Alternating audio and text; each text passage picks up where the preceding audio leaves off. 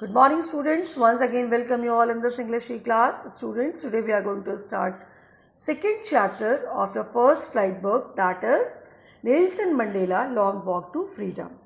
Students, first I am giving you the introduction of the lesson. This chapter is an extract from the autobiography of Nelson Mandela, who was born on 18 July 1918, the first black president of South Africa. Excerpts from Long Walk to Freedom include description of the inauguration ceremony, citations from his speech, his journey to being a freedom fighter, the struggle, along with a tribute to other freedom fighters and countless other people who fought for their freedom. In South Africa, a brutal practice named apartheid was followed. Apartheid refers to the discrimination between people on the basis of their race. It was one of the most brutal societies where dark-skinned people were deprived of their basic rights. This lesson gives us an overview as to how Nelson Mandela, along with others, carved their way to a society where there will be no discrimination on the basis of their color, caste, race, age or gender. So students, I am going to start with a short explanation of the lesson. 10th May was a day when Nelson Mandela swore in as the first black head of state South Africa. It was after years of a struggle that his anti-racist party came into power. Until then, the seat had always been occupied by white presidents. That is why the author referred to the day as bright and clear. It was a morning full of hope.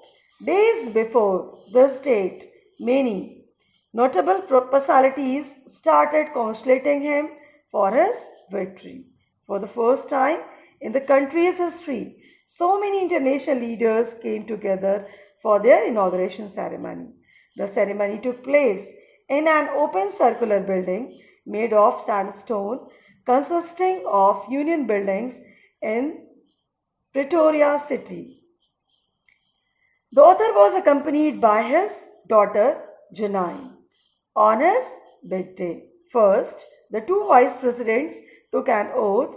Then when his turn came, he committed to respect, protect and abide by the Constitution and to devote his entire self into the welfare of the country. The author also mentions some parts of his speech where he said that everyone by his presence was giving rise to hope for a new beginning. Previous rulers were discriminatory and lasted for long, but the ones who are given the opportunity to rule now would stand up against discrimination. He is glad to host a ceremony with the presence of global leaders. It is an achievement in itself. There was a time when South Africa, for practicing apartheid, lost all its international political relationships.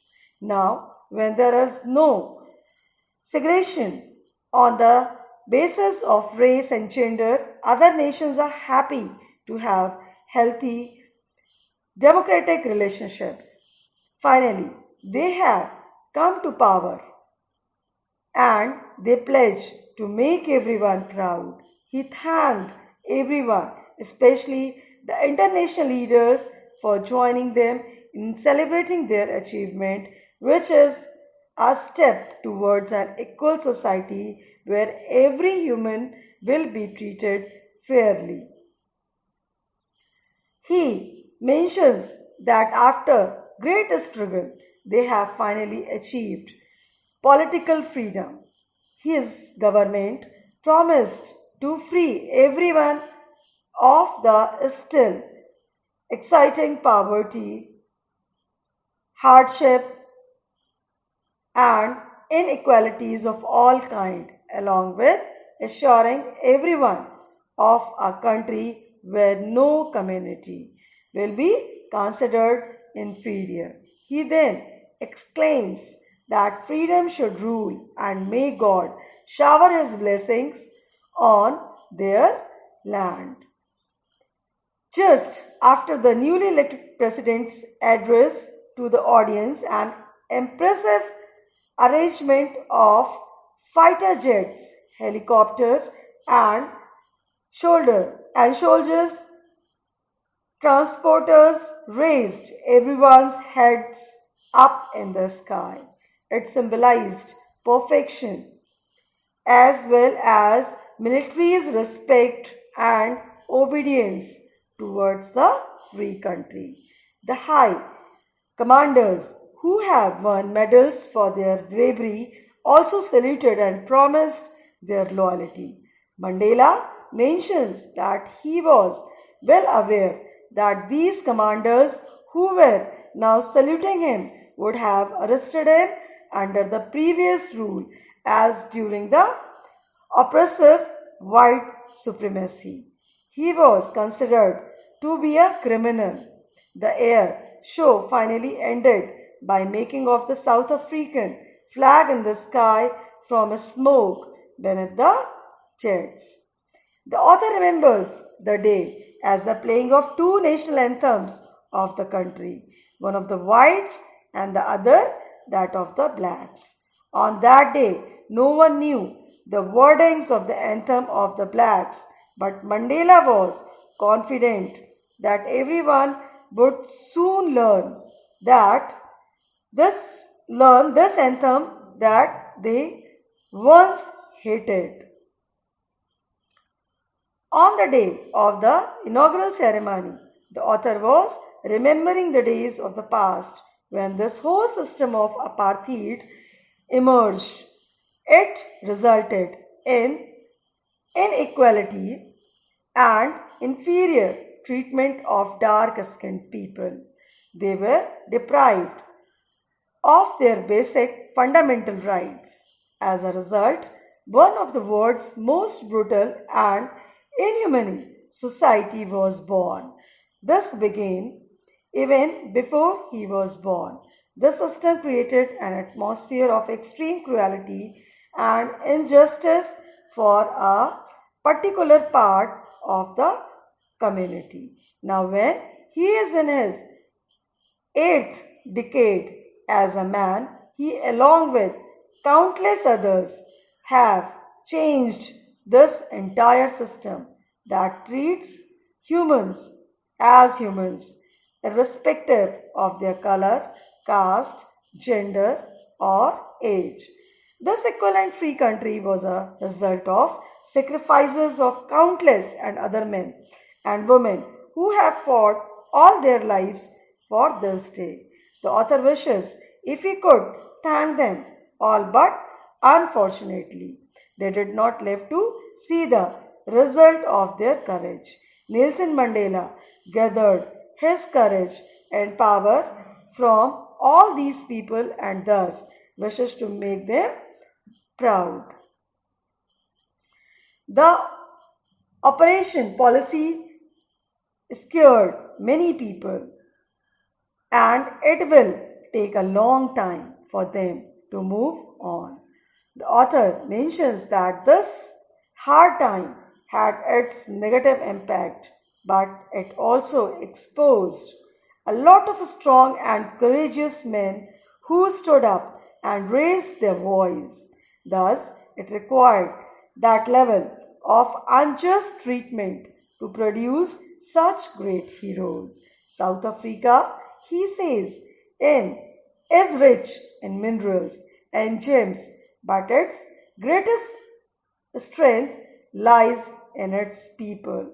Nelson Mandela gained his strength to stand against the wrong from all the great nationalists he mentioned above, who have even risked their lives for freedom and tolerated ill treatment but never stopped fighting. He learned that courage did not mean the absence of fear, but the ability to overcome fear. The man who overcomes his fear is called brave. One is taught by its society to hate humans because of their skin color, age, gender, and religion. No one is inborn with hatred. The author's idea is that if people can be taught hatred, they can also be taught love and brotherhood. In their most testing times in prison, when they were being treated brutally, Mandela would see a pinch of humanity and kindness in one of the guards, and that was enough to keep him going. He believes that goodness in human beings can be suppressed but never eliminated. According to the author, every human being has its responsibility towards the family and as well as the society. Generally, under normal circumstances, a person can maintain the balance between the two, but in countries like South Africa, it was never so easy. When a person of color would come up for his society, he would be arrested and taken away from his family, thus keeping them from fulfilling both responsibilities. In the beginning, Mandela did not put his people over his family, but it was only later when he realized that in order to be there for his people, he was compromising his duties towards his own family. The author did not have the plan to stand against the apartheid system early in life. He lived his childhood like any normal child in South Africa. He only had to follow the rules set up by his father or the customs of his tribe. As soon as he grew up and began to learn the facts as to how people of color are treated, he decided to stand against it. He had this urge for freedom from inside, earlier just for himself and later for having a basic life, and just for himself but for everyone. In Johannesburg, they had a struggle for having a peaceful marriage, family, and basic amenities which everyone has access to where law and order exist.